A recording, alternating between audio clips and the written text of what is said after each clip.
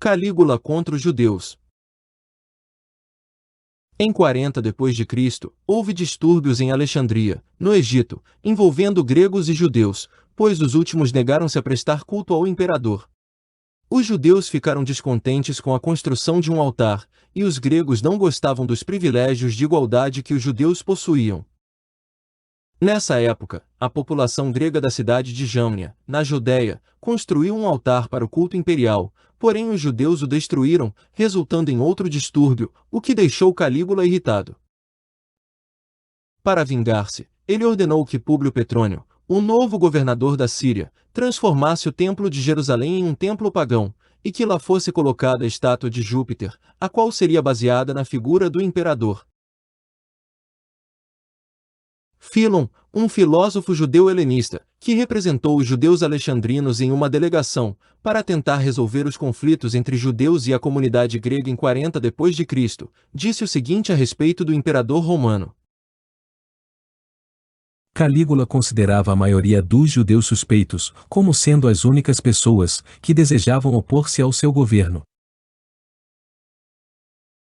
O imperador pediu para que Petrônio levasse metade do seu exército para a Judéia, entretanto o governador percebeu que obedecer a esta ordem seria muito arriscado, pois isso deixaria a fronteira oriental do império vulnerável. Então ele tentou atrasar o pedido de Calígula o máximo possível.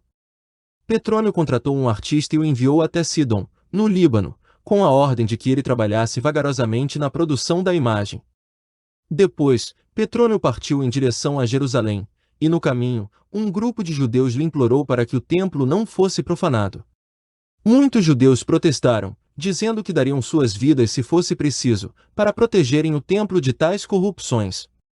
Eles não aceitariam nenhum acordo relacionado à idolatria, pois argumentavam acertadamente que tal fato era contra a lei de Deus, e por conta disso perseverariam.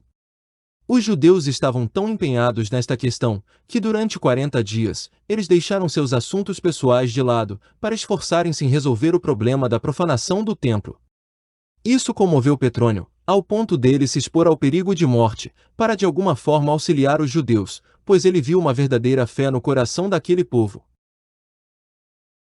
Após a estátua ser concluída, Petrônio deixou seu exército e a imagem em Ptolemais, na Cirenaica, e depois partiu para Tiberíades, na Galileia, onde ficou por um longo tempo, tentando encontrar uma solução para os judeus.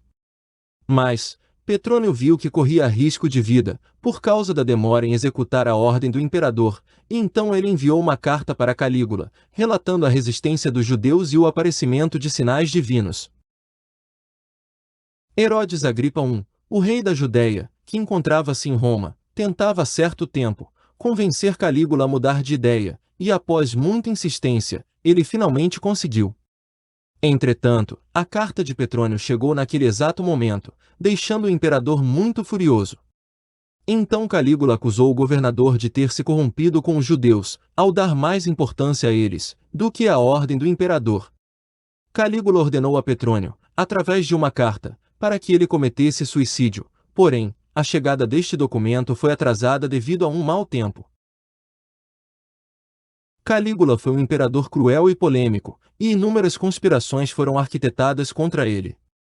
E em 24 de janeiro de 41 d.C., toda a sua maldade finalmente chegou ao fim, pois Calígula acabou sendo assassinado por oficiais da guarda pretoriana. E quando a carta chegou a Antioquia, ela já não tinha mais valor, fazendo com que os judeus e Petrônio ficassem livres das perversidades de Calígula. Ele foi sucedido por seu tio Cláudio, que manteve Petrônio na Síria por mais 2 anos.